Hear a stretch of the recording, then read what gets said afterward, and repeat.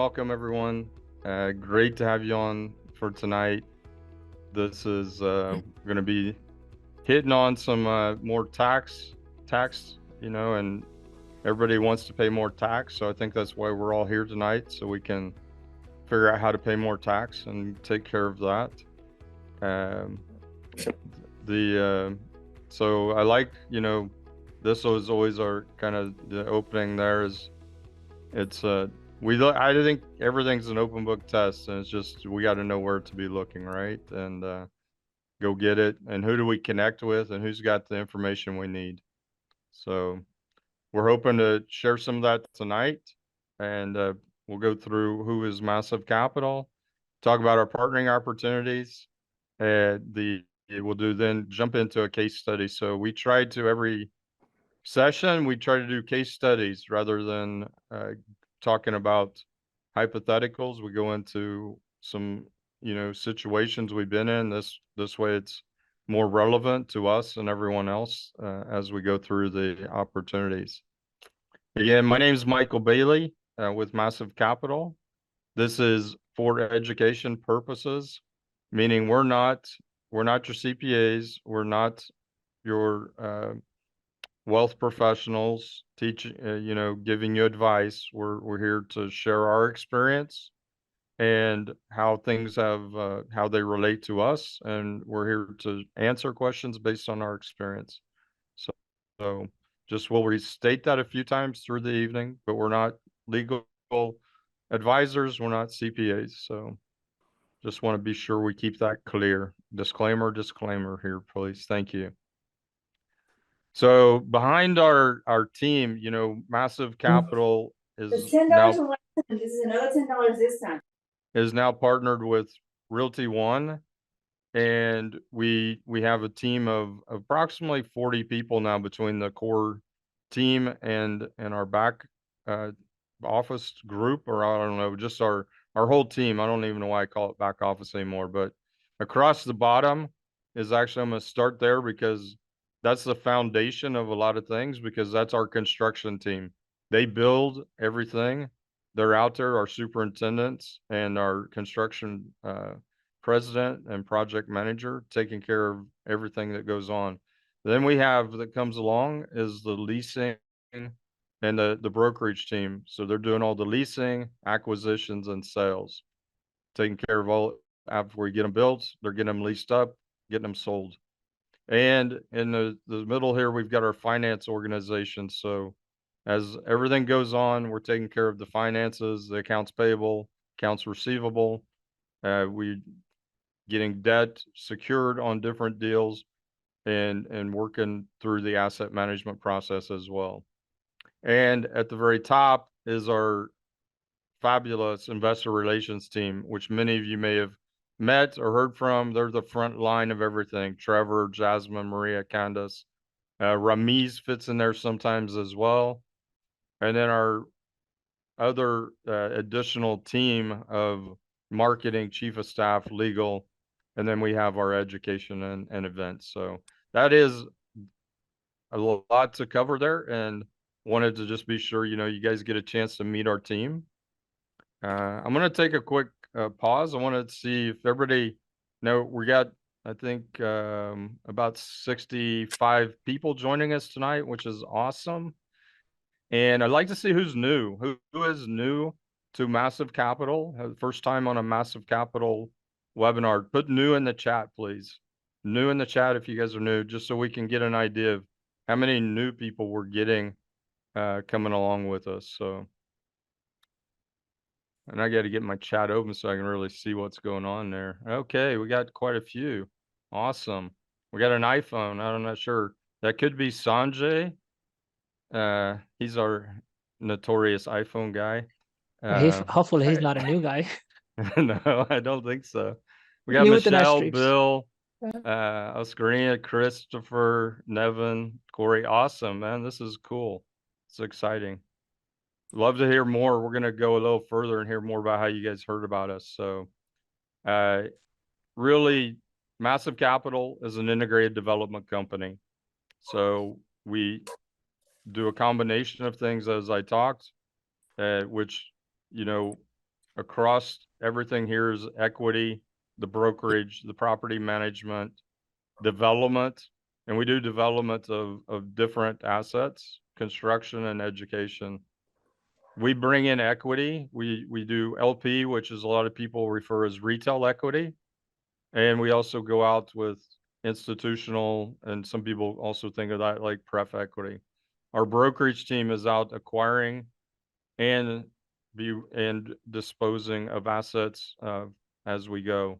Leasing, doing all the lease ups of all our deals. So this is really, especially on our retail centers, this has been a huge bonus for us.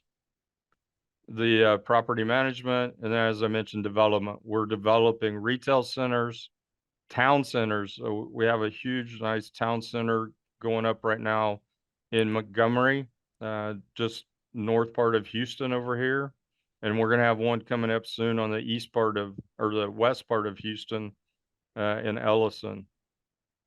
We're also out in, Colorado. We've got 3 assets in Colorado, quite a few in Texas, Georgia, North Carolina, and continuing to grow. And then last but not least, we also have the educational mentoring program. So we'll share some on that as we go through things. I want to let Rodolfo in. Rodolfo just joined us. So we continuously are acquiring, and not just in acquiring assets that are operating, but we're also acquiring land, joint venturing with partners and on land, and then going through the process of development. So some of y'all this can be a little bit different for a lot of people to see. I think the main thing is we're, 470 million of assets under management as a company now. Over 100,000 square feet of land and of property and development through land. And then ongoing construction currently in the process, 340,000 square feet total, and over 1.5 million total square feet of operating assets. And then for you that are in the multifamily space, that's about 1,300, a little over 1,300 units that we're operating as a company. Continuously having deals going on, and we'll share our links. You can take a look at the links that we have for investing with us. And then I wanted to share how do we partner and grow together, and how do we add value as a team to others? So the new construction, I talked a little bit. We look for landowners, that we can partner with and joint venture, come in together. Maybe they become an LP, and we do all the work, and they get all the rewards out of it. Again, new development, if you've got a deal or you're working on something, we've had people come to us, hey, I got this and I've got a plan, but I need somebody to help execute it. So we jump in, we can do that. Credit improvement, is really long. We can partner KP, be a key principal for people that need help on construction and multifamily as well. In the multifamily space, we co-sponsor other people's projects, and we also, help people become general partners on their first deals, which leads a lot into our educational program and mentoring. We have a CRM that we are using ourselves, and we leverage that out, and we're providing that out to others at a really nice cost point. It's basically our CRM, and it has all our templates, our processes, and everything that you get to just build on top of or build in for you. We also have a certification program to be a capital raiser certification for those that want to invest and learn more about investing and being a certified capital raiser. We partner with family offices to do this. And with that, you get some online training, and you get a lot of our daily calls that we do. And then the main thing is our accelerator program, our legacy program, we also call, where we let people come in you come and run. As we're running our deals, you're part of the team. You're in there with us, running deals with us as we go.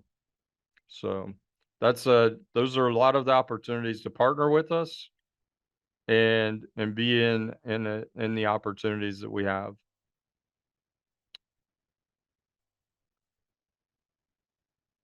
So I don't know if many of you, I guess, who came to our virtual con one. We had a VCon. Put VCon in the chat if you were able to join our virtual con, the first one that we had. I'd like to see who was here and able to join that. We're getting ready to do so we have another one coming up. Great, awesome. I think I met Brandon there for the first time and some others. Tracy, great. I know you're always there supporting us. So we have our next virtual con coming up November 3rd. We're going to do a 1 day, but we're going to do extended all day running sessions. And we're going to have a lot of the setup as last time. We're going to be doing the breakout rooms where people, or the VIP rooms where people can go and network and meet others. We're going to have a list of speakers just as we had before, talking about capital markets, talking about debt, talking about construction, all kinds of opportunities. And we'll finish up with some talk on our massive our mentorship program that we have at Massive Capital. And then the big event we have coming up, is going to be our first in-person event, February 15th and 17th in Dallas. Start marking your calendars, watch for this, get your tickets. It's going to be awesome. You can go here to massivemultifamily.events and get started signing up for these if you want to. And as we usually have Trevor Thompson here leading in with a lot of these things, and Trevor always likes to say, I got one plug only. So here's Trevor's plug for tonight, which is an opportunity. We have a couple spots left. We've closed on this, but we have 2 spots left. It's in Denver, Colorado. You can see the great returns and a 7% pref. Scan the code here. That'll get you onto our deals. There's no cost to sign up. There's no cost to look at the deal. There's no cost to be part of the signing into the portal. So go ahead and scan here, get into the portal, and take a look. Did I miss anything in that part, Jasmine and Shariah? You did fantastic, Mike. Okay. Smooth sailing. I do have one more thing. For those that are new, I'm really curious. For anybody that's new, where did you come across us? Was it through LinkedIn, Facebook, email, and so forth? And we were going to be having a Q&A session. And go ahead and share your questions in the chat. But let's go ahead, Shariah. Let's get into the really meat of why everybody came here. Sounds okay. good. We had some people Mike. that met you through Sumrock. Okay, great. Thank you, everybody. So before we get into the next section that we are going to spend quite a bit of time. Now, this is a build-up. This is our 4th session on tax. And now we'll do another couple of more sessions. It is a very important topic. And especially folks who are paying taxes now, right? We have a group that we pay in April, and we have another group that we pay the taxes now. And especially to those folks who are paying the taxes now, it is very crucial for the second section. And also folks who pay taxes in April, this is also a crucial thing to kind of take a look at it. And again, when we get into, I will try to go back in about 3 weeks, then build it back up to today's session. As you get into it, please remember, government is the enemy until you need a friend. And today, they're our best friend that we have, right? And we just kind of go through it. All right, Mike, thank you. Let's go to the next slide, if that's okay. Thank you. So 3 weeks ago, I believe we talked about this. We did a case study. So for us, again, we're not CPA, we're not tax attorney, we're not a financial planners. We're just talking about from what we have experienced, and that's what we share. Based on that, whenever we share, we look at from the case study perspective. And I'm going back, life is an open book test, right? More I understand the case study, want to understand the example, we can create a version of it for us. So on that note, we did a case study about 3-4 weeks ago where we looked at a hypothetical couple paying taxes jointly, which is the first line, married filing jointly, and their tax bracket for 2020 and 2021. Those are all hypothetical number. Those are fictitious number. It's a fictitious scenario, but to get the concept going. So the takeaway was, let's not be that family where they worked hard and year 2020, they earned $300,000. And if we look at the very bottom, net tax flow after tax was 300 grand, which is they kept 98% what they earned. But in 2021, another family where they earned $570,000, which is they almost doubled their earning, but they kept only 75% of it. So one family kept, Mike, sorry, you went to the other slide. Sorry. Thank you. Okay, so back to it, so one family kept 98% what they earned, the other family kept 74% of the earned, right? So let's whole topic, a whole idea about this second section is let us plan for it. Let us not be the one where we are not planning on it. We're just focusing on the gross income, or we're not focusing on the net cash flow after tax. We can optimize the tax as we go. Now, keep in mind, sometimes we cannot optimize the tax right away, but we can plan for it. So 2-3 years down the way, our planning gets optimized, right? So that's idea. So that was about 3 weeks ago. Yeah, then go to let's go to the next slide, Mike, please. Yep. And then we talked about this one. Okay, how do we optimize? We ran some case studies about some of the scenarios or some of the strategies. We looked at individual earners. We looked at couple where both parties are working. We looked at couples where one party is working, another party stay home. And then on the left-hand side, you see some of the possible strategies, right? And the idea is that you need to talk to your CPA more than once a year. And you need to talk to those set of CPAs. They're spending their time to making sure your P&L, your personal cash flow statement or financial statement, it's optimized for tax, right? So the way when we invest in multifamily, we optimize everything for the NOI. Same thing, let's treat ourselves as a business, and we should optimize our financial statement for our NOI, which is the after-tax income, right? So that was on the left-hand side. And our message was go talk to your CPA, have a strategy session. If there's a CPA who does your taxes, you pay them $1,500, typically, they're not the one. You need to go find somebody who's in the real estate and they are in the middle of everything and they're thinking it through every single rules to make sure they place you in a much better spot. And then we couple that with how to invest in the commercial sector, how to invest from the IRA, your IRA, and what type of projects is a good fit for IRA, and what type of projects is a good fit for non-IRA money, things like that. And idea is that on the right side is we want to be on the lower threshold of the taxation that we have and kind of plan for it, right? So that was that. So this session, what we're going to talk about, it's a step up from there, is that how do we go about financial planning? Like that's where it begins. Before the year begins, like let's see, we're 2024, we're 2023, we're Q3 of it. This is the time we go back and review and finalize. So we review our 2023 performance so that we can plan for 2024. So what I will do, I will go through a example of how to go about it, at least how we go about it for my family and how we take a look at the whole P&L. Now, before I get into, if you have not done anything in terms of a tax planning, let us know, like no tax planning. So at least, we're not losing you. So stay with us. Okay, so Mike, I will take it from here and I'll share my screen if that's okay. Yeah, 100%. Yeah, let me share it. And it gets a little bit more there you go. Technical from this point. Thank you. So, Mike, can you see my screen? It's on the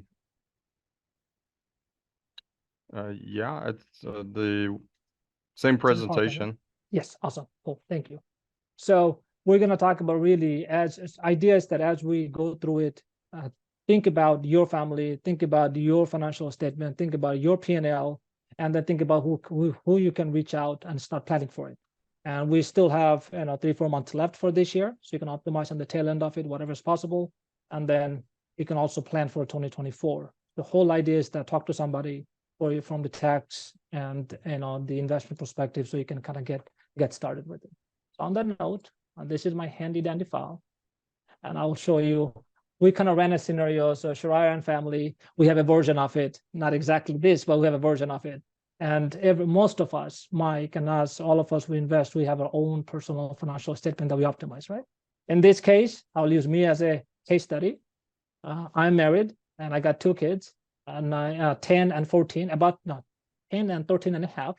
And then I have other investments and everything else. So when I sit down and say, look, I'm going to do a tax planning, what I'm going to do. And the first thing I need to figure out what my income looks like, and at least the forecasted income. Then I need to take a look how much capital I have to invest, and then we stack between as we go. And again, folks who are listening to us, this is the on top of everything. From there, you look at the cash flow.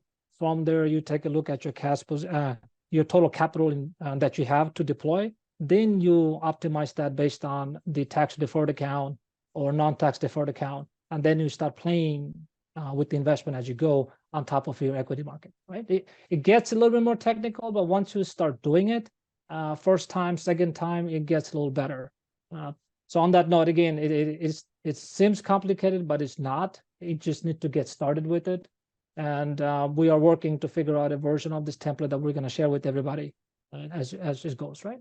The whole idea is that for us, husband, wife, business, children, investment, and miscellaneous, right? So let's say it's me. I have an earning. I used to have a W-2. I don't have a 1099, so I don't make any money. But I have a business that makes money. So when I punch in whatever number that I think on a business line, right? I'm going to throw some numbers out there.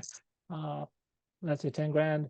And then if I just roll the number, again, I'm doing everything on a live, so this system automatically picks up. And then let's say I have children, right? I have 2 kids, they work for me. And they are my marketing advisor. They sign the contract, they do whatever they do. And let's see, we could to pay them roughly 12 grand a year. So my children makes $2,000 a year. Sorry. So they make about 2 grand, right? That's an earning for them, but it's an expense for me. It works out. And they also do marketing, right? And they get to tell me what color they like, what picture they like, what comment they don't like, right? So between my children and my investment, if I do a family roll-up, I have an earning forecast.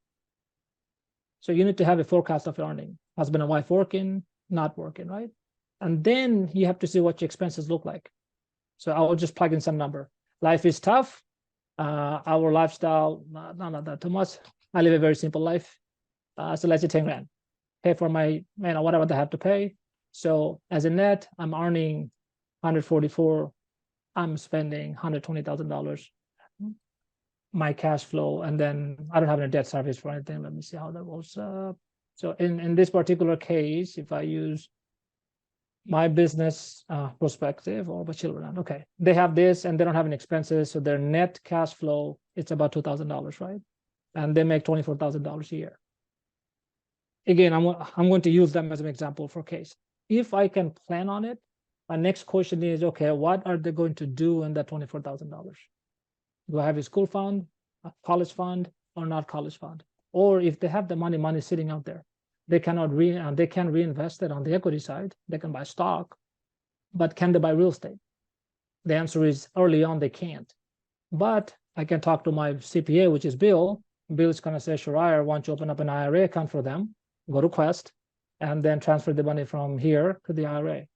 All of a sudden, they have a custodial IRA account where they get to buy properties with me side by side.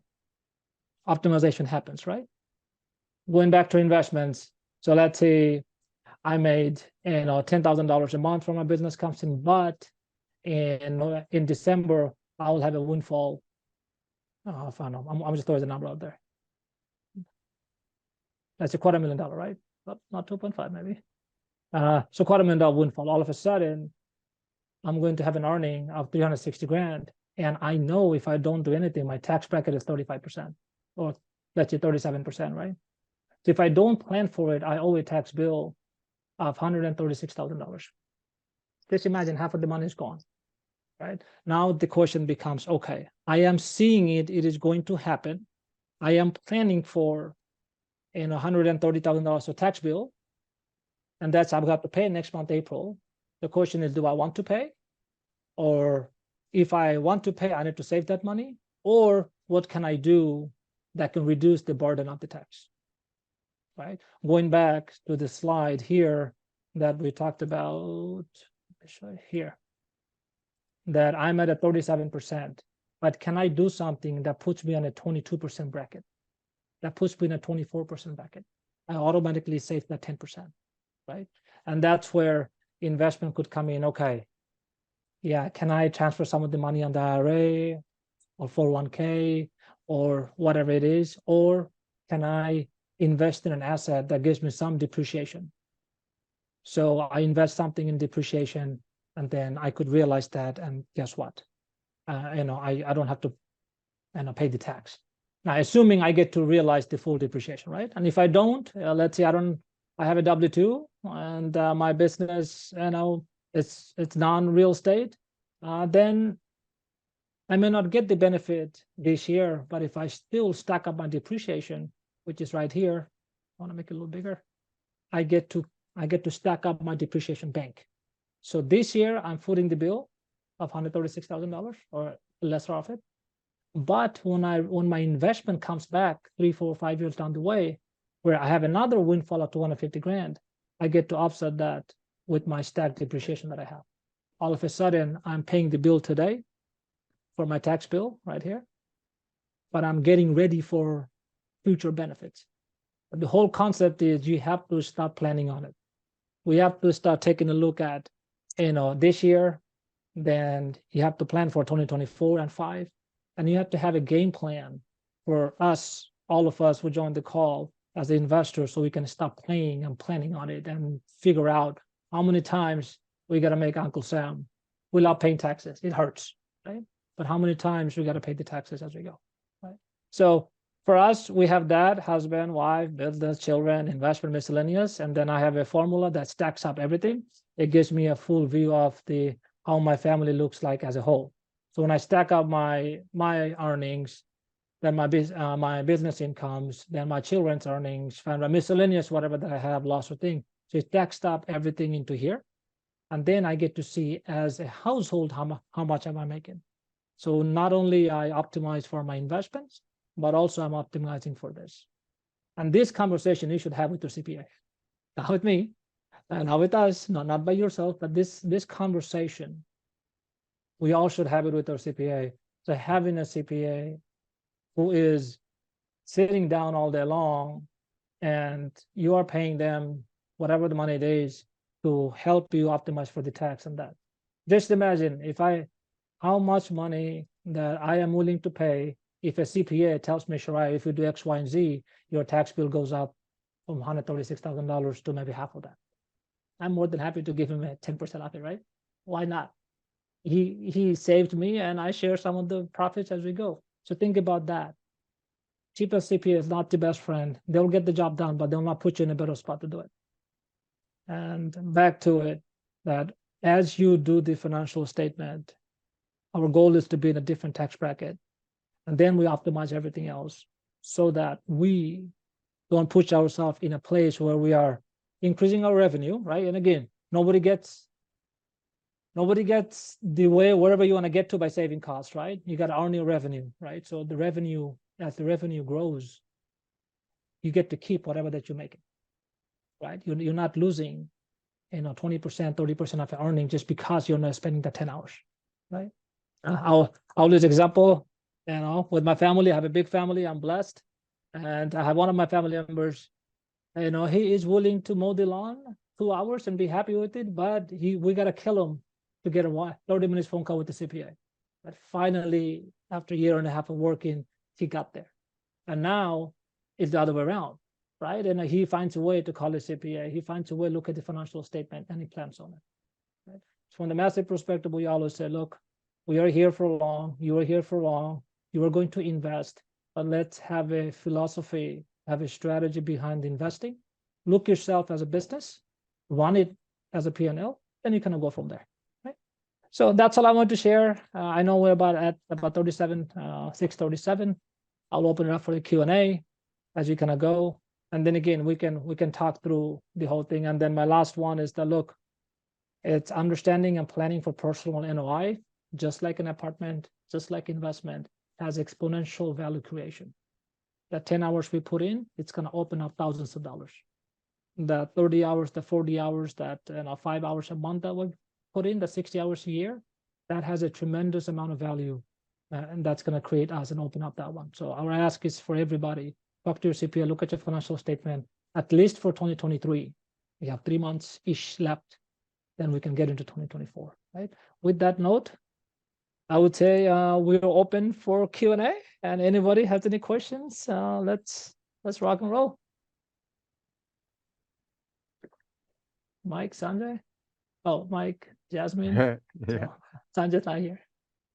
I was looking back. I saw some questions, and I think one of them mainly was Rodolfo. And I don't know if Rodolfo wants to share live or I can read it, but just was, related to the offsetting your income taxes, as a real estate professional and using depreciation, and is that strictly for real estate professionals or other people can take advantage of some of that depreciation as well from offsetting other income taxes? Yeah, thanks, Mike. Just to articulate a little more, the depreciation from passive investment, is great. I'm actually using it to offset some upside that we got from the sale of some other apartments, so that's very good. But unless you don't have a business or you don't have any type of real estate income, is difficult to use it to offset the W-2 taxes, right?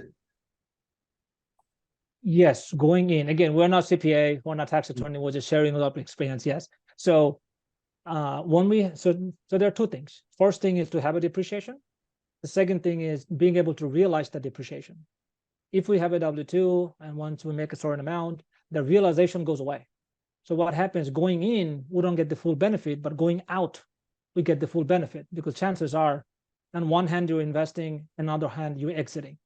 And if you can stack them together, going out, which is 3-4 years out, then you get the true benefit if we're a W-2. So what we're really doing is that as we invest into depreciable assets as a W-2, we are creating a depreciation bank.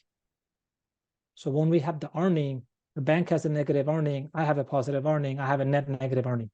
So you're just going to manage the bank as you go. And on that note, think about last year, we had 100% depreciation. This year, 80%. Next year, 60%. So knowing those conversations, looking ahead, how to bank it. Like last year, we banked as much as we could have. This year, we're going to bank it as much as we can. And next year is low, right? We're just going to go through it. So Rodolfo, if we're not set up, then we are creating the bank. And if we're set up with the real estate professional, then we get to bust the bank open and the year off. Thank you. Thank you, Rodolfo. And then I saw Bill had his hand up, but I'm not sure where Bill went. Bill Fritz. I'm right here. Oh, there you are. Okay. Yeah.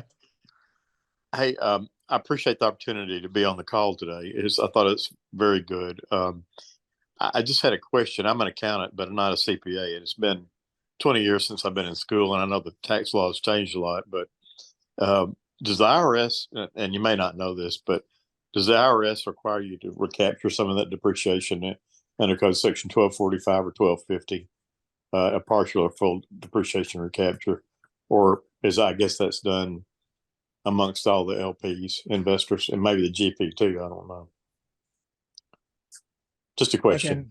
No, that's a good question. So everything is a closed circle, right? Whatever goes out the door comes back. Whatever comes back, that goes out the door, right? Either way. So if we realize the depreciation now, it gets recaptured, right? It gets recaptured at the personal level. I see. That's the GPs, LPs for everybody. So if hypothetically, if I'm making, in today's earning, I'm at 37% tax bracket. That's a different, but when I realization of another profit, I'm at 12%. That year, for that given years, personal rate of, the tax rate, that's using that we captured the whole thing. That's right. Okay. All right. Thank you very much. I left you a chat too. I'd like to work with your group sometime in raising capital and acquiring property. I'm in the commercial real estate business in San Antonio. So love what y'all are doing. Thank you. Thank you, Bill. On that note, next session, I want to share my screen a little bit. This is my tagline. We're bringing in Bill. We'll do case study. We'll do 2 case studies where we're going to go through, put the last 4 sessions together, where we look at how to do the tax optimization. So our massive tax case study, study how to optimize personal financial statement for tax. Tagline is, if you don't take an action, you'll feel the same way you're feeling now while we're paying Uncle Sam. Right. So yes, sir. Thank you. thanks. Got more question. How much in average? It's a Foxtail ask a question. How much in average? Okay. It depends on the individual level, right? We recapture everything. All right. So we recapture all the depreciation that's been realized, but it gets waterfall depending on your personal income tax level. And again, please talk to your attorney, CPA. These are all, we are sharing based on our experience. We may be wrong. So talk to your CPA. This is purely from educational purposes. And Yeah, I have been told we probably have that a every few 5 on minutes. here. We probably have a few on here that are being quiet or just checking us. Help us out here, right? That's it. Show your CPNS, please. Oh, it's not November 13th. No, it's the next. The 13th? Oh, it says Wednesday, November 13th. Sorry, September. My bad. Thank you, Mike. No, somebody else caught it. Brandon caught it, I think. So. Thank you. Appreciate it, Brandon. Another question we have from Marilyn, it's we are concerned. Yeah, I mean, I think so. If you ask me, my personal opinion, consolidation is better. They get to see a whole 360 view of it. And then that's because if you separate that out, then you have to coordinate. Either way, you have to have a consolidation view or consolidated view to talk to whoever you want to talk to get the best out of it. Because if they have a siloed view, they could optimize for the siloed portion, not the whole thing. But in this particular case, I would say have a view of the total thing and feel free to work with everybody. But just make sure that you are consolidating everything and give both the CPAs a view of the whole world, not a piece of it. No, it's good. What else? Oh, we have a couple of more questions. Let's see, open mic chat. Would you have 506 offering coming, Bob? Yes. So we are continuously doing projects. We have lots of projects in the pipeline. So our goal, just to give you our strategy, this year when we started, our goal is to acquire about $150 million worth of multifamily assets. And that's how we started. We're going to fall short of that from the multifamily. Tactfully so, we're happy, but we kind of replaced that with our partnership with Realty One, and we brought in a different skill set. So our goal, like last year, we closed one property every 1.7 months. This year looks like 1.1, 1.2 months. Like every other month we have something, or every 3 months we have 2 closings. So we have 506 Bs and 506 Cs. And our standard practice is we like to grow as a team. We like to grow together. So almost all of our deals, we are 506B first, then a 506C. So everybody gets to participate, except some of those where we have one check that covers everything. Example would be in Houston, there were 2 triple-net retail centers that we are building. It's about $15 million deal, roughly $3.5 million of equity needed on top of ours. There is a family office that came from Houston. They gave us the 100% of the equity. So they brought the land. We're doing the construction, that partnership. So even though we set it up as a syndication, we did not go to the market with it. We have another version that we have, which is the town center number 2. That will be like a mixed-use town center. It's a retail center per se. It's in Katy, I-10, and Grand Parkway. It's called Allison subdivision. We have 11 acres or 17 acres under contract, and one family office came in. They gave us a check for $15 million. They brought the land. We are taking the loan of the construction. It's about 300,000 square footage of total space. And we are looking to close the land next month, break ground for construction Q1 next year. So we have those institutional partnership, but in general, all of our deals 506B first, then 506C, so everybody gets to play. Awesome question. Let me share real quick, Shariah. I'm gonna stop. How do I stop? Stop right here. I got it. No, wait, I thought I was. Oh, here we go. Got it. Hey, so I wanted to also, I put in the chat a link called massive.capital access. So relating to the question about 506B and will we have some of those, which was yes, and we'll have more Bs, we'll have more Cs probably this year. The one thing to do is go to this access. Oops, sorry, got a phone call. Go to this access and you can come to Massive Capital introductory calls. And you come in there and you can just pick investor relations and set up a meeting and get to know us and make sure we've got a good relationship. And then with that, that'll let us open up our portal to you to sign up. And then once you've gotten to know us, you can still go into our portal ahead of time, which I shared earlier, and you can come and get a chance to look at the deals that we have. So this is my view, and these are all the deals that we've had over the period of time. And the ones that are, some are closed, some are open, some are operating, and so forth. So those are a couple of things. So use that massive.capital access. You can sign up for the webinars. You can sign up for She with Jasmine and Maria and Candace and others. Book a call with us, invest with us, and then we also have come and talk to us about, if you're interested, we have a mentoring program as well. If you're interested in joining that, it covers a number of different things from capital raising to doing deals. Like you sit in with us as we go through contract to close processes. So it's a lab environment 100%. So you can go into the coaching there and just you can see what the programs are, register with us, and we'll get a hold of you and follow up with you with that as well. So okay, thanks, Shariah. I'll turn it back to you. This is good, Mike. I think we should add a little bit. So our coaching program is a little bit different. Yeah, it's please not, do. We designed it more of and as you can see, whoever follows us, we like to do case study, right? Because when you go business school, it's all about the case study. You see business models, then we figure out what business model you want to do. Our assumption is nothing we're doing today, it's brand new. It's old. Somebody's been there, done that 1,000 times, right? So when we looked at the coaching program, it's the same. Yeah, we can learn from the books what the IRR looks like, how my spreadsheet works.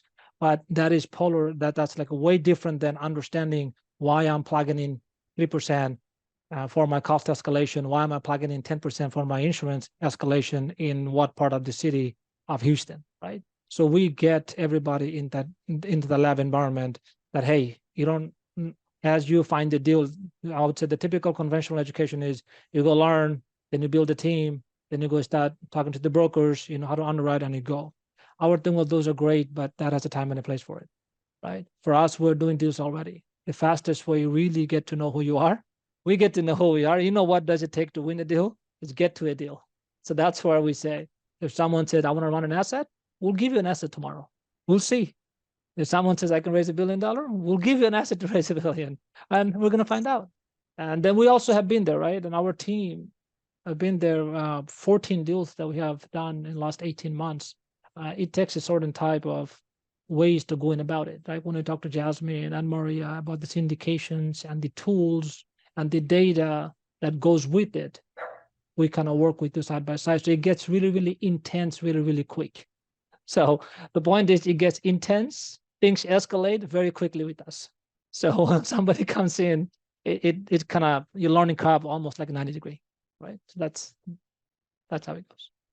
It's fun, but it's a lot of work, right? Our goal is that you come, roll up the sleeves, and you get to work.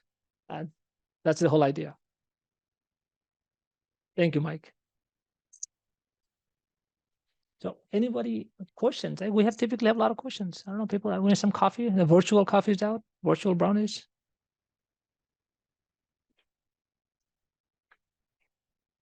Mike, you want to talk about the lineup for the There it is. I virtual muted conference? myself. Sorry. Go ahead, Schreier. Sorry. The virtual conference, is that how did that last one play out, and what's the intent of our this November 3rd one? Yeah, I mean, how it played out, I think, we saw, we saw a great attendance, and we did a Friday, Saturday conference. We saw a little bit better attendance on Fridays than we did Saturdays. So we want to see if we can cater to that crowd and then also cater to the evening crowd on Friday. So we're going to do the one day, and the agenda will be a lot the same with a few tweaks here and there. I don't know who all you've got a few people that you've been some high hitters you're talking about bringing in. So you want to tell me about who those are? Not yet, but we try. Okay. Okay, so whole idea is that the concept is it's a networking first for everybody, Yeah. and then it's education second. And in terms of education, we believe there are two different kinds of education. One is bottoms up, School of Hard Knocks. We own an asset, and I'm sharing how that goes. Other one is top down, which is someone used to own assets, then they went to the academics or large institutional. So what we do is that what we try to do, we kind of try to couple them together. So we're trying to bring in folks, not only folks from CBRE, Walker Dunlop, or TGIM or family office, but also high in the organization. They have a broader view. If I play in Texas, then I have a view of the Texas. But if hypothetically Mike runs an organization that has a view of whole the Sun Belt, and then understanding from Mike's perspective what the Sun Belt would look like, what the characteristic of the investments, those are some coolest things that we can share, right? And that's what we're trying. We reached out to a couple of C-level folks. I don't know how far that's gonna go, but if we can get them on the line, that'd be kind of cool, because they're running tens of billions of dollars of portfolio at the highest level of the organization, and their team is going through the navigation that all of us are going through, and having that perspective all the way down to the investor level, that'd be pretty awesome. So more to come in the next couple of weeks. I want to hold my thunder for a little bit for now. Thank you, Mike. That's awesome. Yeah. And I love the part, if whoever got to join our last one is, there are so many smart people out there. It's amazing. And the people that came, the women, the men that shared, it was really an amazing opportunity to hear, learn, and get that, from a lot of different perspectives than you typically see. I think in a lot of the kind of multifamily type conferences that we go to. So we go to a lot ourselves. We're at a lot. We belong to a lot of programs, and we believe in the whole process of that, sharing and educating, and the whole mentorship process as well. So it was last Friday. So we have, and as we go to the business, all of us, right? We have our strategy, right? We just looked at our corporate strategy, and we are finalizing that. So as we're taking a look at it, we thought, okay, it's $500 million worth of assets. Took us a little bit to get here. How do we grow, and what the ups and downs, and how do we plan for it? We reached out to another multifamily operator. They're about 4 years into the business, and he's about 42, and he took his company from like literally 300,000 7 years ago, and then brought into right now. He has about $1.3 billion worth of portfolio, and he kept his organization at the level for the last 2 years. And as I was sharing my struggle, he was laughing. He said, yeah, I have been there. Let me kind of show you how to kind of navigate through. And that's the power of networking, right? We had folks in our conference last year who, as a lender, just as one individual lender from Walker Dunlop, he and his team, it's like a 3-people team. They have done $4 billion worth of loan, 4B, right? And he does across the Sun Belt. having his opinion when I talked to him 2 weeks ago, 3 weeks ago, at 7:30 at night, and he was like, "Look, man, I feel like I'm working 3 times more," or he's sending out 3 times more of the term sheet, but maybe 10% of the term sheets are being accepted. Right? Having those feedback, understanding that what we're doing is not frustrating. It is the way it is. So we designed our conferences same way. We have sessions, we have breakout rooms, about solid 15, 20, 30 minutes breakout rooms. So you get to go meet the people, figure out your way to that whatever that you want to do from the conference, right? This is education and network together. I think the big thanks goes to Sanjay, right? He really wanted that networking to be a part of the event. Yeah. On top of the education. 100%. Tracy, that was from Walker Dunlop, and there's another gentleman from PGIM. The Harvey, I always forget Harvey's last name. Harvey from Harvey Walker Dunlop. Pava. Harvey Pava, yes. Really awesome guy. He lives in Florida, but he does pretty good, and he's pretty good. That's all I can say. Yeah. Cool. No, this is good. So now for everybody here at 7 o'clock, we stop recording the video. We go to the after hours. This is after hours hangout. We hang out for 30, 35 minutes. Anyways, any and all questions are welcome. We have been through our fair share of tough, weird, crazy, OMG type questions. So feel free to bring it up. This is not on camera, not on video. We just have a chat, just as if we're hanging out, just to let you know. James, okay. And for anyone who wants to submit a deal, it deals@massive.capital. I'm going to share that with everybody. I'll put that in the chat. Thank you. So if you send me a financial T12 rent roll at deals@massive.capital, it goes to our finance team, and then they do the first pass. We use RedIQ, that software. We load them up at the RedIQ. Within about a day or so, we'll know the characteristics of the deal, and then it takes about 3 days for us to have a view whether it makes sense or doesn't make sense. So yeah, deals@massive.capital, whatever that you have, land deal, new construction, just send it towards your way, and we'll get you a yes, no, maybe, or our reaction to the deal within 3 days or so. No, thank you, everybody.